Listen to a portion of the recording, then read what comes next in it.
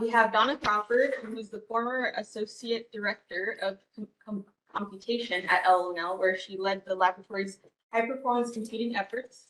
Prior to her LLNL appointment in July 2001, Crawford was with Sandia National Laboratories since 1976, serving on many leadership projects, including the Accelerated Strategic Computing Initiative. She currently chairs the board of the Livermore Lab Foundation, whose mission it is to advance scientific research, technology development, and educational endeavors at LLNL through philanthropic contributions.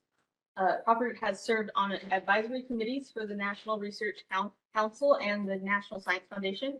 She co-chaired the Council on Competitiveness, High Performance Computing Advisory Science Foundation. A lot of acronyms here. She co-chaired, I read that already.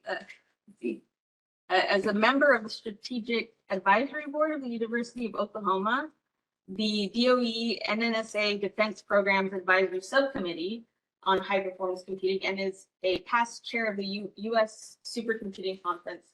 She has a master's degree in operations research from Stanford University and a bachelor's degree in mathematics from University of Redlands, California. And the Fireside Chat will be moderated by Nisha Mulakken. Her research lies in the confluence of biology, computer science, and statistics. Her work in LLNL's bioinformatics program includes designing tools for rapid detection of pathogens, including SARS-CoV-2, experimenting with machine learning algorithms and predicting protein function, and creating scalable data science, infrastructure to support large metagenomics projects. She is currently group leader for the biosecurity and data science team in the Global Security Applications Division. Mulakken is also co-director of the Data Science Summer Institute highly competitive internship program. She currently serves as LLNL liaison to the Lawrence Livermore Lab Foundation, connecting talented students to dedicated mentors working on cutting-edge science across many disciplines. A four-time LLNL summer intern and longtime employee, Mulakken holds degrees in genetics and biostatistics. So please welcome Nisha and Donna, and I will hand it over to Nisha to moderate and introduce themselves. Again, further. And we have a cool graphic. Hey, really cozy here on the Fireside Chat. That's great. Thanks. Sure. And everyone online? That's for sure. Oh, Okay. Well, thank you, Mary, for that introduction, and it's great to see all of you in person, and welcome, Donna. I hope to do you justice to honor your, a wonderful career and the person that you are, and it's an honor to speak with you today. Thank you, Nisha, and thank you, Mary, and thank you all for being here. It's nice to see so many people here in person, and I think if I look right there, I see everybody out in WebEx land. So thank you for coming, and welcome on International Women's Day, where we celebrate the achievements of women, and I'm so delighted to see the men here. So thank you for coming. I'm honored to be here. But when I was first asked if I would come, I did that thing that so many of us do, and that you think that you're the only one that does it. And I said to myself, what do I have to offer this talented group of women and men? I'm not even a data scientist. How can I contribute here? And the more I thought about that, I thought, actually, that's a very important point, and I don't even mind, obviously, starting out that way, to tell you that that's normal. We all do it. Whether we call it lack of self-confidence, whether it's nerves, whether we call it imposter syndrome, you think that you're having this terrible feeling, and your colleague over there, they're perfect, they never feel that way. And so I thought, well, if I tell you that I actually do still feel that way, despite everything, in my career, and I've been very fortunate in my career, that would help you to realize it's okay. and to help you deal with it. So if you take nothing else away today, take that away. You are enough. As you are, you have something unique to contribute, and it makes the world a better place. So sorry for that long-winded introduction, or actually I shouldn't say sorry for that long, because now I'm doing that thing again, right? So I should say over to you, Nisha. Perfect. Yeah, that feeling never goes away. It's like old tape starting again. Anytime you do something new, no matter how much life experience you have. So yeah, got it. That I think is a very powerful message we should all remember. So today, I'd like want to briefly go over kind of what we're hoping to cover. We definitely want to get into your background and how you found your path to computing and your, of course, your time at the lab and all the things that you did, and then your current work at the LLF. And what I'm most excited about is hearing all about your next, advice for the next generation. So let's get started. Okay. All right. So first question, when someone asks you, what do you do for a living? Like, what do you say? Do you think of yourself as a scientist? How do you approach that question? So I have always said, I'm not the technical expert. I'm the manager. I'm the leader. I'm the administrator.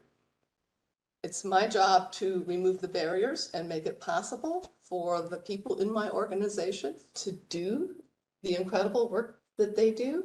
And so I have never called myself a scientist. Yeah, I mean, that's also very important work. So what led you down that path? What were the, early days like in your career and before? I called myself a mathematician early on, before I called myself a manager. And I was born and raised in Indiana. I am the youngest of 3 girls and the first in my family to go to college. And my family did not know how to advise me, so I did what I loved. I loved math, and I majored in math. And also at that time, I started college in 1969. Computing, the very first computer science PhD was in 1965. And so it hadn't reached the university that I went to when I was starting as an undergraduate. And so when they say, I'm not a data scientist, there was not really such a thing as computer science when I started, let alone data science. So I've always called myself, when I did technical work, a mathematician, because I loved it. So when did you first get access to a computer and, learn how to code? How old were you at that time? I hired into Sandia in 1976. And we'll trace through some of these, various things of how I got there. But when I hired on, they sent me back to school to do something called 1 year on campus, or OYOC. And that's when I went to Stanford for my master's degree in operations research. And I hired on in the summer, and school wasn't going to start until January.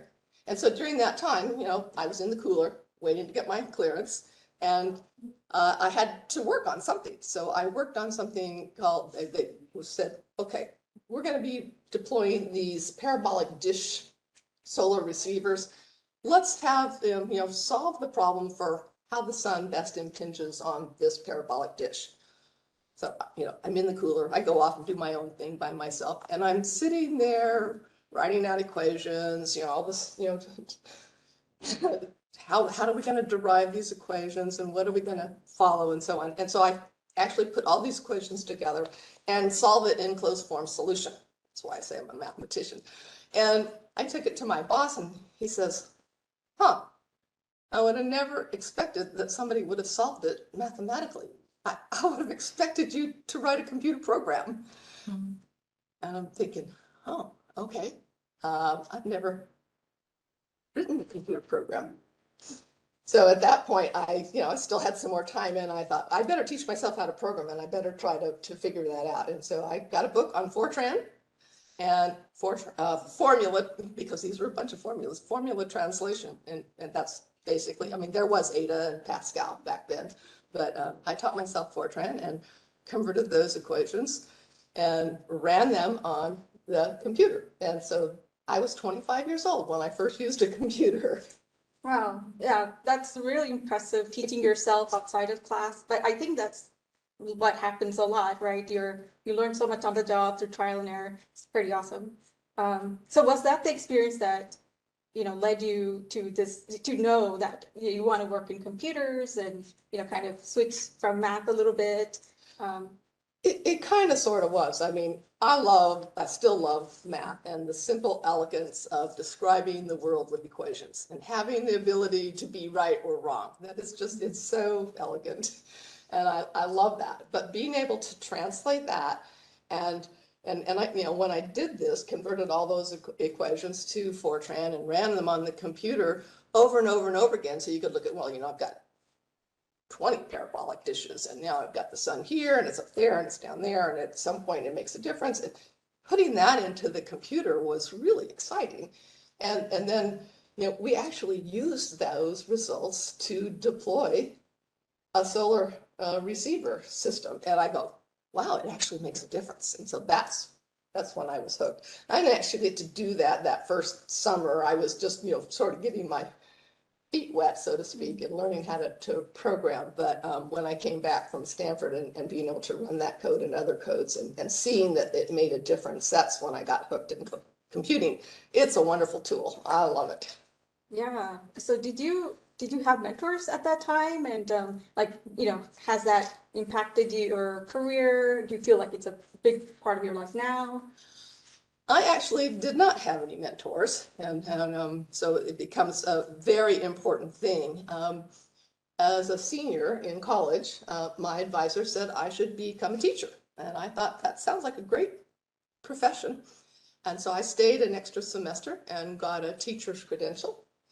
And then I was going to teach math and German, and so I decided that I better be able to speak German fluently, because how can you teach German if you can't speak it fluently? So I went to Germany for a year of graduate studies, got a master's degree in German. And when I came back, there was a glut of teachers on the market, and I could not find a job. And at this point, I need a job. I need to support myself. And so I applied to the CIA and the FBI and Livermore Lab and Sandia National Labs. So anyway, not having a mentor, I kind of went down some very interesting paths. I think they are all beneficial, and you make the most out of whichever path that you take. But I now think that mentorship is really important. And, we heard Amanda talking about how important mentorship, and that was very kind. I had no idea she was going to say those wonderful things. But I could listen to her all day. So that was not a chore to go listen to her. So I think mentorship is very important, especially because I didn't have any. Yeah, I concur. I had a wonderful mentor at the start of my career and felt the need to pay that back. And I think, students are sort of vulnerable. They have all these skills and they're smart, but until they get that first opportunity to prove themselves and have a good mentor that teaches them the things that maybe they didn't learn in school, it's like they just can't, their life's going to be difficult. So I agree. It's such an important work, and showing a little bit of kindness like you did with Amanda, it's just like it makes such a difference. People carry that with them. So.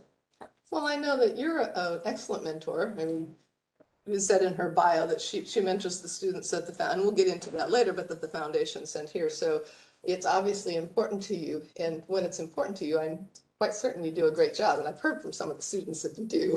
Thank you. Yes, it gives you a way to do more good work, something good in the world, and it just kind of enable others to do their best work too. So I love it. So switching now to your time at the lab, and you were a lead for a long time. How long did you lead computation at the time, now computing? And I am sure you saw major changes in both data science and computing. So if you could tell us a little bit about all those and how you navigated all that. Well, it's a very exciting history, and I'd love to share some of that with you. I don't have enough time to share all of it, but I was the Comp AD from 2001 until 2016. But I want to go back because I want to share a little bit of the history that I've been privy to that is all of our history. So when I was first writing that very first computer code for those parabolic dish receivers, we punched on a key punch machine every single line of code into a card, right? And then, so they would go in on the hopper and they would come out on the chute or whatever. And I had actual deck of cards. And that may be one of the things that I saved. And you can't save everything, but I might have saved that very first deck of cards that I produced. And then we would hand it over a counter to an operator, and the operator would take it to a card reader. And so obviously we're running in batch mode. So this were my early days of computing. And it's kind of old history by now, but it was really fun to think that's how it started. And before too long, we got computer terminals. And so instead of punching each line of code into the key punch, we could type them in on a computer terminal. And that was big progress.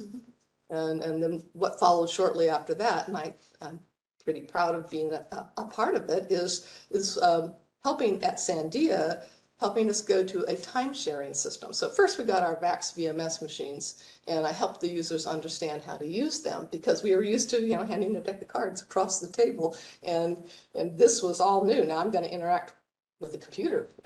so it was pretty exciting. But we had a Cray running on a batch operating system at Sandia, California, right across the street.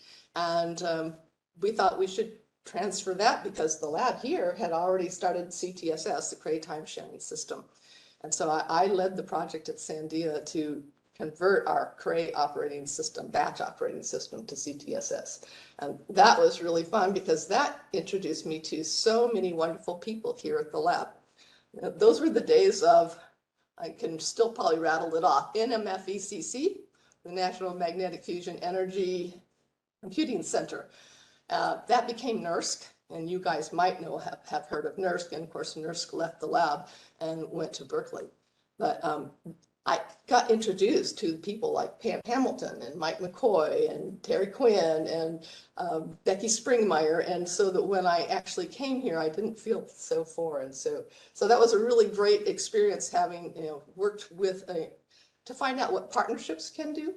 And how to bring other people in who have already done something and learn from them to implement that somewhere else. That was a great thing. And so that was my time sharing days. And then after we did all of that, Sandia management decided to move that computer to Albuquerque. And we all thought at Sandia, California, number two, we try harder sort of thing, because Sandia, California is very small compared to Sandia, Albuquerque. And we felt it was important to figure out how to use it from afar. And so I started a networking research group to understand how to use that computer from afar. That was kind of a fun thing to get to experience because, the network was not a big, internet was not a big deal yet. This was in 1991, I started an organization called the National Information Infrastructure Test Bed. And it was industry led. One of the baby bells after AT&T was broken up, one of the baby bells in a couple of laboratories and universities, we actually demonstrated what this nascent thing called the internet was capable of. How can you use something called the internet for scientific advancement? And we got to go to Commerce and demonstrate things. So it was a lot of fun, even though, like I said, we all take that for granted now, but this is all part of our history. And it's just really kind of a fun time to do things. Thank you for your leadership. I mean, that's so many different changes, massive changes. So looking to the future, what do you get the most excited about in terms of like AI and all the changes in computer science that's going on now? Oh man, it's going to really change the world. It already has, but computing and AI and data science, they're just incredible. They're transforming how we do what we just heard about, digital twins and personal medicine. The consumer experience is totally different now. Scientific discovery is different now. Even politics is going to depend on this, and certainly climate change and climate adaptations, all these things, you ain't seen nothing yet, is what I think. And you guys, the reason I wanted to recount that history, because it's your history and it's the foundation that you're going to build on to make the next innovations. And this is just growing exponentially. And so I can't even imagine where it's going to go and what it's going to look like. I mean, have you played with ChatGPT? Not yet. Have anybody out here played with ChatGPT? How many people? Yeah, Wow. quite a lot of people. Well, that's going to just change everything. It's pretty good at writing programs, really. But it's also some things it's really not very good at. So there are a lot of changes in store. It's going to be really exciting. But personally, I'm looking forward to self-driving cars. Because there is this thing that happens when you get older, you know, your reflexes are not as fast and your vision is not as good at night, especially. And so I don't want to lose my independence. I want that self-driving car so that I can continue to go about and do things. Yeah, autonomy is key to happiness, I think. Um, Personally, I am excited about maybe using AI to find more, I don't know, compounds and things for antibiotic resistance. That's becoming a really major issue right now, and maybe like screening them or tweaking them, in silico and figuring out without spending a lot of time in the clinic what could save humanity in that sense. So yeah, excited. I mean, I don't know if you're willing to share, but I'm very interested to know what data challenge you're going to run this summer at the Data Science Institute. Do you know yet? Actually, I'm not sure. You don't know yet. Okay. Is there anything here from? No. Okay. This is not scripted. Okay. It's EKG. EKG? EKG data. Cardiac data, right? Or- You're in the data science. Yeah, don't put them on the spot. Okay. Okay. So moving to your current work with the LLF, I know you're very passionate about, the Livermore Lab Foundation and helping students and everything. So what is the LLF and what does it do? I love talking about the LLF. So that stands for Livermore Lab Foundation. We're a 501c3 nonprofit, and we're dedicated to advancing science and inspiring next generation scientists and technologists. And we do that by bringing philanthropic investment to the laboratory to leverage the world-class resources here, the facilities, the expertise, and even the education endeavors. So it's a great partnership. Fantastic. So I know that the LLF does a lot to help students, especially the DSSI students. We have all kinds of different internship programs at the lab. So how did that come about? What's the history of that? We started with this grand vision, at least we think it was a grand vision, and we didn't start with any money. There was no big endowment to start this. So we wanted to have an impact, because if you can show the impact, then people can understand what this vision is all about. So we wanted to make a difference in students' lives. And everything we do is done in conjunction with the laboratory. And so the lab has fabulous student programs. But what we do is provide things that the lab can't provide. So we can provide scholarships, we can pay for housing, we can pay for travel, we can pay for sending a student to a conference. Maybe they're not an employee at the lab anymore, they've gone back, but they worked on a summer project here. So everything, again, is done in partnership, which means for every student, we have to have a mentor. Thank you again. We have to have a mentor, and we have to have a project that is aligned with the lab's priorities, as well as something that the student is interested in. So of course I reached out to the lab, and where do I know to reach out to? But initially I reached out to Comp and to data science, and that's how I met you through that, and you became one of our great ambassadors and connectors, and that partnership has just grown. And we're in the process now of trying to identify our students that will come to the lab this summer, and we're working with you on the data science students. And that shows also the importance of networking to bring everything together. Yes. And I believe that one great way to network is to become a mentor. And we have a lot of early career employees and new staff. We would like to encourage to become mentors. Mentoring is a big part of Livermore culture. How would you, go about encouraging somebody who feels kind of green to take on mentoring? Well, I think that the closer you are, in career and age, even, it helps the mentee. So someone who's new in their career, you've just recently experienced the things that now your mentee might be going through. And that's reaffirming for the mentee. And actually it's reaffirming for the mentor. So I think the mentor learns from that as well. So, having that, you're easier to relate to, but the important thing is to listen to one another. and to be a champion for your mentee and to open, the doors for, you need some resources. Who do I talk to about this? How do I do this? And if you don't know, you can find out. You don't have to know all the answers. In fact, Exactly. it's probably better if you don't have all the answers because, then people think that you're too perfect and that's not reality. The reality is we're all human. And so it's the fact that you want to be a mentor and you want to listen to your mentee and then you both benefit. So I just say, do it. Yeah, so much of it is connecting your student with the right people, and you don't have to know, like you said, everything. You can just point them in the right direction a little bit. So how about you? When you were kind of early career, how did you build that resiliency and confidence in yourself? Well, it took a little while, and Amanda touched on some of these things, but I now have these 4 mantras, and I'm going to share them because I'm hoping that they might be of benefit to you. And they all speak to juggling the many things that we have to juggle between work and family, whether there are children or not. You all have family and community and friends and neighborhoods, et cetera, et cetera. And so there's 4 of them, and I'm going to give them to you in pairs. My very favorite is you can do anything you want, just not everything all at once. And I pair that one with it's a marathon, it's not a sprint. And the point here is to focus on the 2 or 3 most important things at the moment, knowing that there'll be time enough later.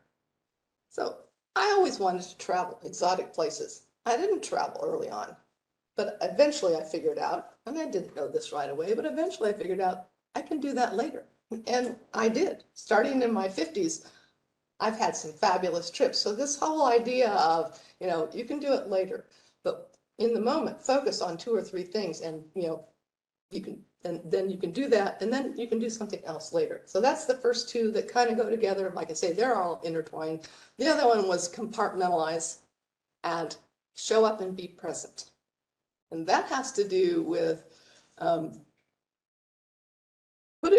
this is what I'm doing right now. And when I'm doing this, I'm totally in the mode of doing that. And then when I'm doing this, I'm totally in the mode of doing that. That's the show up and be present thing. And I used to say I had equal but opposite stresses.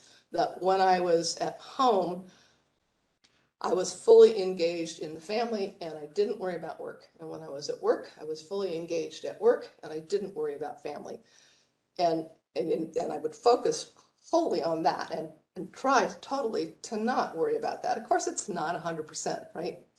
You can't ever do that. But these kind of worked for me, and they allowed me to focus and then focus on something else and focus. So even now, I put things on my calendar. I figure out what have I got to do to write this report and kind of what's my project plan, right? And I put a block of time here on the calendar and then maybe in a week or whatever. I've mapped it all out. And as long as I'm doing it, whatever it says on my calendar at that moment, then I know that I don't have to worry about anything else because I'm going to get to that other stuff because I know it's on the calendar somewhere else. So like I said, these things are my resiliency, my approach to juggling all the things that I had to juggle. And it worked for me. It's not perfect. Life happens. But, and I have to say, there's not a whole lot of spontaneity when you do that. But so there's a downside, but it's whatever works for you. But I wanted to share those things with you because I think that you are even more interrupt driven and have more things to juggle than I ever had to juggle. And frankly, I don't know how you do it. So I'm very impressed. And I watch my children and I listen to Amanda just now, all the things you're trying to juggle. And you've got all these high priority interrupts. You've got Jabber going on all the time in Slack and Instagram and Facebook. I don't know what all things are. And that's like constant interrupt driven sorts of things. So maybe one of those kind of ideas might work for you. I hope so. So are there any techniques that you can share for kind of managing that constant email interruptions and all that? I used to set aside time on the calendar. to do the email. So I would come in early and I would spend an hour doing email in the morning, and then I would go to my meetings, and I might have blocked out some time for work time. And then in the evening, I would set aside another hour or so to do email. It's just so, yeah, because if you allow it to happen all day, then there's no block of time to think and to really do something besides just respond, react. And, and this group is more than just responding and just reacting. This group is actually doing and creating and innovating. Yeah, that's actually powerful advice because it feels like everything's on fire all day long and you have to respond right away. And that's not a good way to live. You can't really be, creative that way. I totally agree that you have to compartmentalize your time. For me, it's more like I switch between that kind of focused technical work and, doing things that build connection. I feel like I need both, but I kind of have to transition between the two. And this is a little weird, but Context switch, right? yeah, It's real. so like if I'm working from home or something, I'll take a 5-minute break and walk up and down the stairs for a little bit, or do some weights a little bit, just like get up and break that, go from one mentality to the next. Oh, that's great. That's a good one. I don't do that, and I think I should. Yeah, so let me see, what else? So we are coming to the last question here. So what advice would you have for someone like me who wants to, enable others and make them feel confident, maybe take on leadership roles and like really let them feel that they are capable? Celebrate their accomplishments, celebrate the uniqueness of them. On our International Women's Day, when we're celebrating the achievements of women, just let them be seen. Let them know that you are in their court, right? These kinds of things, and it's not hard. It's a natural human interaction anyway, right? So you want to, if somebody has overlooked something that they've done. We had something here when I was here called applause, and somebody would get an email because somebody saw you doing something really cool, and you would get this email calling applause for Nisha, right? It made a tremendous difference. People really loved it. So just to be seen, not to be overlooked. And it's like I said, it's not a hard thing to do. If you're in a meeting and you notice that one of your colleagues is not being recognized or not speaking out, they have something to say. Say, I'd really like to hear from everybody. Nisha, what have you got to say? Sort of a thing, and just try to draw people out. I think that's a good way to, encourage people to understand their own competence and their own skills and talents that they bring. Yeah, that's actually really important. Some people feel like they have to be called on to speak. So, anytime you ask someone, oh, what do you think? I think that's fantastic. So, yeah, thank you so much. That was a lot of great advice, and thank you for sharing your story with us. And that was really interesting for me. So now we can open it up to audience questions if anybody has any. We hope there are some.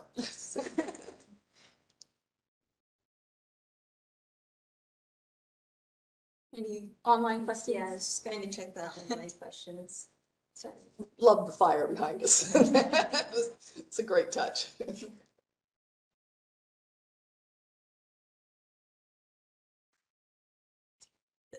Maybe on the, oh, right, yeah. Questions.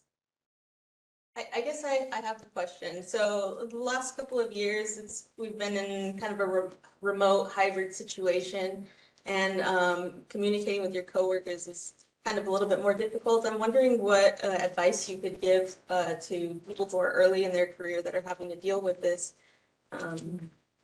Yeah, anything. I mean, it's Come back to years. work. That's not the answer you want, sorry, and that was rather flip. There is something lost when it's only a Zoom interaction. And so, yes, I was being flip, but if there's any way that you can, if you need to have a hybrid schedule, I certainly understand that, given all the things that people are juggling. But the more time you can actually spend with people, I even have an office now, again, at the new, we call it UCLIC, University of California Livermore Collaboration Center, the old Hearst Hall. And when I'm there, I mean, I can work at home on my computer, or I can work there, because I worked at home on my computer all during the pandemic, like everybody, and I was retired. We didn't even have an office for the foundation initially. But when I'm there are other people who are having meetings out there, and you run into people that you wouldn't otherwise run into. You know, I'm not going to schedule a Zoom meeting to say, oh, hey, Mary, what happened last night at that conference you went to, right? So I was flipped, but there is some truth to actually being together. And even if you're working in your office for a big chunk of that time, you have to go get a cup of coffee. You have to go down, take a bio break, and you're going to run into people and you're going to have an interaction. So first of all, that. The other thing is, if you're not going to be able to do that, is to try to schedule some Zoom time where it's not a specific, we're going to talk about this and we're going to get this done. You know, there's time to actually have more of a personal interaction, because I think we need that personal connection, and that builds the relationship, it builds the trust. And so then when you're working on a team, and maybe that's your teammate, and you know that I don't have to worry about that. She's got that covered, and I'm going to cover this, and together we're going to make this project work, because you have the trust in one another, and you know that that they're not going to let you down. And so you need that connection beyond just the, because you can get the work of the moment done on Zoom. You can develop that presentation together, you can work on that report together, and you can share the data with one another, and it's a wonderful thing, and we need to continue doing that, but we need to have some time for those personal connections. Great, yeah, thank you. Any other questions? So both of you are in leadership positions, and I'm like starting out early in my career. And right now I'm finding it hard to like kind of speak up during meetings. How would you guys navigate them? I'm going to have her answer that first, since she's closer to you and your career than I am. Well, I mean, you don't need permission. That's the first thing. I also get into this thing where I don't want to interrupt people, so I kind of pull back a little too long. But you don't want to lose that moment where you have the idea, and it's about, just think about getting your idea out there more than focusing on yourself. Like, oh, am I allowed to talk now? And how does it fit in with the flow of the conversation? And it can really, you're important, and your thoughts are important. So I think just speak up would be my advice. So every contribution is different, and it's something that we weren't sure we'd have time to talk about here, but it was diversity and inclusion. Mm-hmm. And the fact is, we need a wealth of ideas on the table for any discussion, and every idea is going to come from a different point of view. And to me, that's what, diversity is really all about, that wealth of backgrounds and skills coming to the table and contributing. So your contribution is really important, and it's going to make a difference for whatever project or whatever is being discussed. So if you keep that in mind, maybe, and as Nisha says, you certainly don't need permission. And people in the room are probably going to go, oh yeah, I hadn't thought about that, or oh wow, I really like that. And then that's going to help build your confidence to speak up more the next time. Thank you so much. And thank you for speaking up now. See? Great question. So I have a question about allyship. I'm curious to learn how, that looked like for you. And I guess as a second question to that. I'm sorry, I didn't catch the word, something ship. Ally? Being an ally? Ally, thank you. So I'm kind of curious to see how that was for you. And then as a second part question, what could men be doing as allies to support, women and other minorities within data science? Well, I don't think it's any different for men than it is for women. It is really listening to whoever you want to be an ally for. It's recognizing them, listening to them, understanding what they need in terms of support, if they need support. Maybe they said, I got this. Probably they would like a little support, because it helps us all. And so, you know, understand what they're working on, understand what challenges they have. When you hear about their challenges, are there resources that you know about, whether that's a person or an article, you know, I don't know. That person was a great student. That person was acing all the exams. There you go. But, you know, try to provide them resources. And I think the employee resource groups are great organizations. I tried to participate in as many as possible when I was here because they all bring a unique perspective and try to support their affinity group, but also to make sure that that affinity group is seen and heard and recognized in the greater population, because it's back to, we need all of that together to make the contribution that is important for mission success. I mean, it's not altruistic, it's about mission success.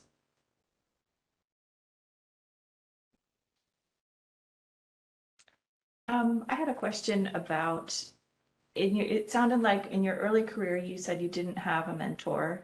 And then you kind of made the jump from more of a technical role to a managerial or leadership role. So I was wondering how you made that jump, like if someone just saw your natural leadership abilities, or if it was something more that you actively sought out. And along with that, if you have any advice for us older people in the room who might be wanting to make that jump. I did not want to make the jump. But I looked around at the other possibilities of who might get that, who would become my boss, right? So I was at that point, I was in the operating systems group. So we were organized into groups, and you know, I couldn't have time to talk about everything, but I wrote a lot of the security modules and put them into the operating systems to run, you know, all the things that we think about now in security was part of the things that I did as, you know, as operating system. So I went from mathematics into the computer and got closer into that machine and how to make it go fast and how to make it go secure and how to connect it to the network, because now we had this network workstation. So I was having a ball, right? And then they were going to actually form an operating systems group with a manager on top. And I wasn't going to apply, but I looked at the other possibilities and I thought, not sure I want to work for one of those people. Sorry, hope you don't remember who you were. And so I threw my hat in the ring, and I had no idea what it meant to be a manager. I will say that Sandia was very good in management training. Not initially, you know, so there was a lot of just, you know, sink or swim sort of a thing. And that was the era. And I think we've come a long way, and I think we're better off now. But, you know, in that era, it wasn't whether you were a technical employee or whether you were a manager. It was pretty much sink or swim. And you learn by doing, and you learn by looking at other examples. So I had some managers that I really loved, and I wanted to beg, borrow, and steal everything they did. And I had some I didn't like, and I wanted to make sure I never did those things. So, I mean, if you're considering it, there are now a lot of options for what it takes, but I was still surprised. There were just a number of things that I didn't expect that's what management was. And a lot of that was dealing with personnel issues. Just have to put it out there, and that is a very important part of the job. And, you know, it's the personnel who really need the help to get pushed along, and the personnel who maybe shouldn't be in that particular job, and they need another job because they have really great skills, but they're not in the right position. And then there was a lot of that in my very first job, and I was not prepared for that. Thank you. More questions? I have kind of a follow-up question going to that. So you had mentioned that you also didn't have before. And I was just wondering if either of you have any advice for finding a mentor, how you can kind of bridge this gap if you don't have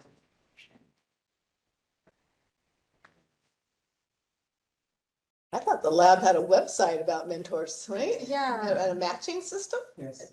Yes. Yeah, does anybody want to say Anybody, something? yeah. Okay. So that's one way, if you can kind of, if you don't have a program like that where you work, maybe you can initiate that and meet people that way. But a lot of it kind of happens organically too, and it's hard to, it is hard, but ask questions, and then maybe that will develop into more of a mentorship role. Yeah, I don't know. Anybody else from your work group here today? No. Oh, rats, we're gonna connect you. I have a quick comment. I think the mentor program for the lab is a great, it's a great tool. I used it and I'm really new to the lab. I haven't been here for a year yet. And to ask really specific questions what your interests are and everything else. And I think it's a great way to connect with what your interests are and people will reach out. Can you give her the website Sure. later? Yeah. Super. Yeah. Another, if I may add to that, another thing is I have an official mentor, but also just, as Velma said, being here in person, meeting people organically, and taking the initiative to be like, hey, can we go get coffee, or you want to join me for lunch? You build connections that way that might turn into mentorships or just friendships, and you can ask questions that you can learn a lot from, and that's what's worked for me. Yeah, as a lab employee, I do get emails from students, and I think some people are really shy to email us. They think we're going to ignore it, but most of the people I talk to at the lab, they will all reply and they'll be interested in hearing what you're working on and saving time for a quick chat. I think everyone at the lab would agree that that's true.